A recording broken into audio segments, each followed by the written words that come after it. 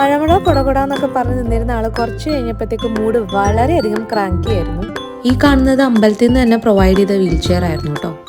ഇതുണ്ടായിരുന്നോണ്ട് തന്നെ ഭയങ്കര സുഖമായിരുന്നു, തൊഴുകാനും കാര്യങ്ങൾക്കൊക്കെ ഭയങ്കര എളുപ്പമായിരുന്നു.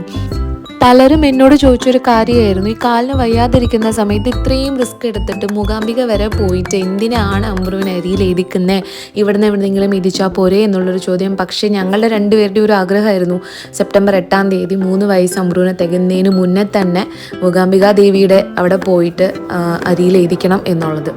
ചെറുപ്പം തൊട്ടേ കേൾക്കുന്ന ഒരു കാര്യമാണ്, മൂകാംബിക ദേവിയുടെ അടുത്ത് ആരെങ്കിലും ചെല്ലണമെന്ന് നമ്മൾ മാത്രം വിചാരിച്ചാൽ പോരാ, ദേവി കൂടെ വിചാരിക്കണം എന്നുള്ളത്. കാലിന് വയ്യാണ്ടിരുന്നിട്ടാണെങ്കിൽ പോലും കുറച്ച് റിസ്ക് എടുത്തിട്ട് ബുദ്ധിമുട്ടിയിട്ടാണെങ്കിൽ പോലും അവിടെ പോകാൻ പറ്റിയത് വലിയൊരു ഭാഗ്യമാണ്.